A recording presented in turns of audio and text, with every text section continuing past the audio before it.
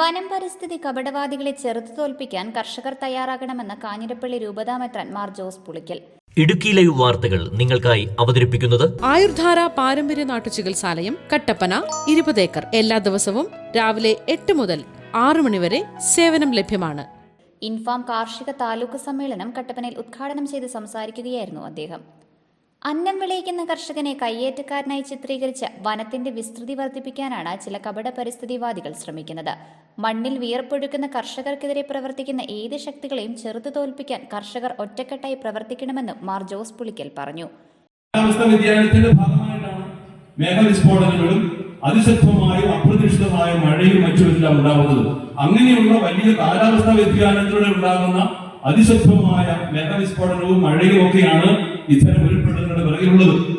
അതിന് സംശയമൊന്നുമില്ലാത്ത കാര്യമാണ്. പക്ഷെ ഇതെല്ലാം ആയിരിക്കെ, സത്യം ഇത്തരത്തിൽ ആയിരിക്കെ തന്നെ ഇതിനെല്ലാം മറച്ചു വെച്ചുകൊണ്ട് പല പരിസ്ഥിതി കപടവാദികളായ ആളുകൾ പാരിസ്ഥിതിക പ്രശ്നങ്ങൾ ഉന്നയിച്ചുകൊണ്ട് പരിസ്ഥിതി സ്നേഹിതർ തങ്ങളാണെന്ന വ്യാജേന അത്തരത്തിൽ ഒരു പ്രചരണം നടത്തിക്കൊണ്ട് ഇതിനെയെല്ലാം കർഷകരുടെ തലയിൽ കെട്ടിവെക്കാനായിട്ട് ശ്രമിക്കുന്നു.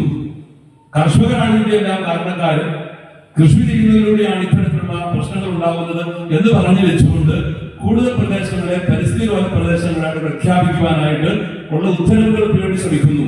അതിന് പിറകില് അത്തരത്തിലുള്ള കപട പരിസ്ഥിതിവാദികൾ ഉണ്ടെന്നുള്ളത് പച്ചപരമാർത്ഥം.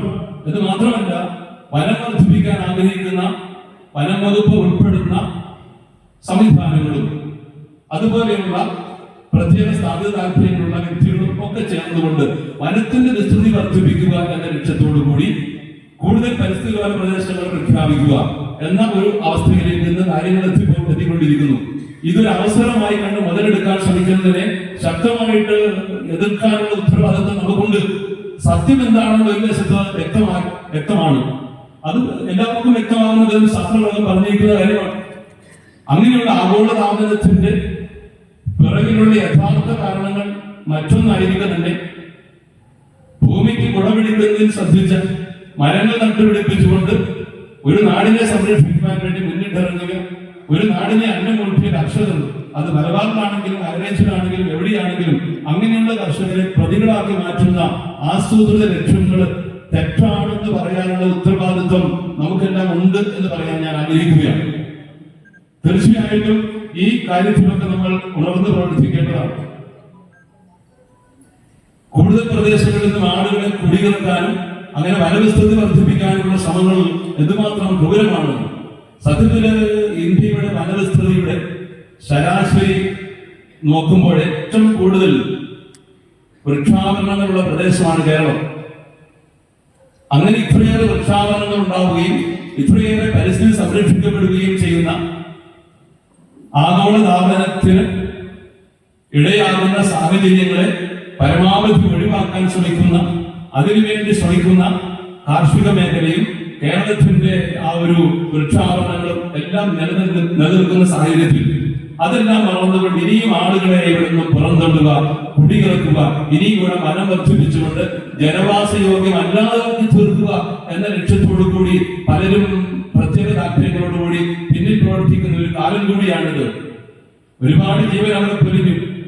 ഒത്തിരിയേറെ മനുഷ്യരുടെ സ്ഥലങ്ങളും അവർക്കുണ്ടായിരുന്ന ജീവനോപാധികളും എല്ലാം നഷ്ടപ്പെട്ടു.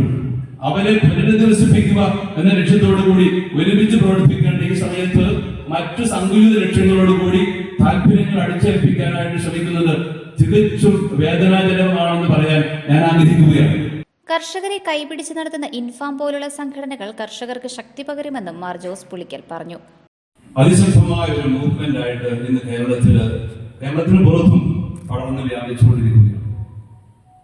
അതിന് തക്കതായ കാരണമാണ് കർഷകര് ലോകത്തിന് ചെയ്ത സംഭാവനകൾ, നമ്മുടെ നാടിനെ സംബന്ധിച്ചിടത്തോളം ഈ കേരളത്തിനും ഭാരതത്തിനും ചെയ്ത സംഭാവനകൾ പലപ്പോഴും വിലയിടിച്ചു കാണിക്കപ്പെടുന്ന ഒരു സാഹചര്യം ഉയർന്നു വരുന്നു. കർഷകരുടെ നിഷ്കരണം അവഗണിക്കപ്പെടുന്നു. കർഷകരുടെ വലിയ സംഭാവനകൾ തമസ്കരിക്കപ്പെടുന്നു. കർഷകരുടെ നാടിനെ ഭക്ഷണം നൽകി പരിപാലിച്ചവരാണ്, നാടിനെ നിർമ്മിച്ചെടുത്തവരാണെന്നുള്ള ആത്മസത്യം പാടെ അവഗണിച്ചു കളയുന്നു. അത്തരത്തിലുള്ള ദരിദ്രാവസ്ഥയിൽ കർഷകര് ഭിന്നിച്ച് ചിതറി ഇല്ലാതെ പോകാൻ ഇടയാകരുത് എന്നുള്ള വലിയൊരു ദർശനം ഇതിന്റെ പുറകിലുണ്ട്. ഒരു നാടിനെ അന്നമൂറ്റി വളർത്തി അതിനെ ഈ തരത്തിലേക്കൊക്കെ രൂപപ്പെടുത്തിയെടുത്ത കർഷകരുടെ വലിയ സംഭാവനകൾ അത്രമാത്രം മഹത്തരമാണെന്ന സത്യം പരസ്യമായിട്ട് പറയാൻ ഇൻഫാം തയ്യാറാവുകയാണ് ഇതിലൂടെയല്ല. ഇന്ന് ഈ വീർക്കിസ്ഥാൻ ഭൂമിപുത്ര അവാർഡ് ഇവിടെ നൽകപ്പെടുന്നത് സമാദരണീയരായ നമ്മുടെ മാതാപിതാക്കൾക്കാണ്. ഈ ഹൈറേഞ്ച് പ്രദേശങ്ങളെ ഇതുപോലെ രൂപപ്പെടുത്തിയെടുക്കുന്നതിന് പിറകിൽ അധ്വാനിച്ച നിർമ്മാതാക്കളാണ്, ഈ നാടിന്റെ നിർമ്മാതാക്കളാണ്, അതിൽ വലിയ പങ്ക് വഹിച്ചവരാണ് ഇവിടെ ഇരിക്കുന്ന ഏറ്റവും ആദരണീയരായ നമ്മുടെ ഈ മാതാപിതാക്കൾ. അവരുടെ പാദങ്ങളിൽ പ്രണമിക്കാനാണ് നമ്മൾ ഈ സമയം ആഗ്രഹിക്കേണ്ടത്. നമ്മളതാണ് നിർവഹിക്കുന്നത്. ഞാൻ ആദ്യമേ തന്നെ ആ വലിയൊരു കടമ നിർവഹിക്കുകയാണ്. പ്രിയപ്പെട്ട മാതാപിതാക്കളെ, നിങ്ങളുടെ ചോരയും നീരും വീണ മണ്ണാണിത്. ഈ മണ്ണിൽ നിന്നാണ് ഇവിടെ സമൃദ്ധമായ ഫലങ്ങൾ ഉണ്ടായത്. ഈ നാട് ഉണർന്നത്, ഈ നാട് വികസിച്ചത്, വളർന്നത്, ഇന്ന് ഈ നിലയിൽ എത്തിച്ചേർന്നുകൊണ്ട് ഇത്രമാത്രം ഒരു ഉയർന്ന തലത്തിലേക്ക് നമ്മുടെ പ്രദേശങ്ങളെ എത്തിക്കാൻ സാധിച്ചതിന്റെ പിറകിലെ അധ്വാനത്തിന്റെ വലിയൊരു പങ്ക് നിർവഹിച്ചവരാണ് പ്രിയപ്പെട്ട മാതാപിതാക്കളെ. നിങ്ങളുടെ മുമ്പിൽ ഞങ്ങൾ ഒരുമിച്ച് ആദരവോടുകൂടി പ്രണാമം അർപ്പിക്കുന്നു. Idukki live news Kattappana. Idukki live വാർത്തകൾ നിങ്ങൾക്കായി അവതരിപ്പിച്ചത് എത്ര പഴകിയതും രൂക്ഷവുമായ വേരിക്കോസ് വെയിനിന് ശാശ്വത പരിഹാരം. 16 വർഷത്തെ സേവന പാരമ്പര്യവുമായി ആയുർധാര പാരമ്പര്യ നാട്ടുചികിത്സാലയം കട്ടപ്പന. പഴയ മുറിവുകൾ, അൾസർ, വെരിക്കോസ്, നിക്കോട്ടിൻ കാരണമുണ്ടാകുന്ന മുറിവുകൾ, അസ്ഥി സംബന്ധമായ രോഗങ്ങൾ തുടങ്ങി എല്ലാ രോഗങ്ങൾക്കും ഫലപ്രദമായ ചികിത്സ. ദളിത് സാഹിത്യ അക്കാദമിയുടെ ഡോക്ടർ അംബേദ്കർ പുരസ്കാരം, ശിവഗിരി മഠത്തിന്റെ വൈദ്യശ്രേഷ്ഠ പുരസ്കാരം തുടങ്ങി വൈദ്യത്തിൽ ഒട്ടനവധി പുരസ്കാരങ്ങൾ ലഭിക്കുകയും പാരമ്പര്യ വൈദ്യത്തിൽ ഡോക്ടറേറ്റ് നേടുകയും ചെയ്ത വൈദ്യർ സിൻഡോ ജോസഫ് നേതൃത്വം നൽകുന്നു. ആയുർധാര പാരമ്പര്യ നാട്ടുചികിത്സാലയം കട്ടപ്പന 20 ഏക്കർ. എല്ലാ ദിവസവും രാവിലെ 8 മുതൽ 6 മണി വരെ സേവനം ലഭ്യമാണ്.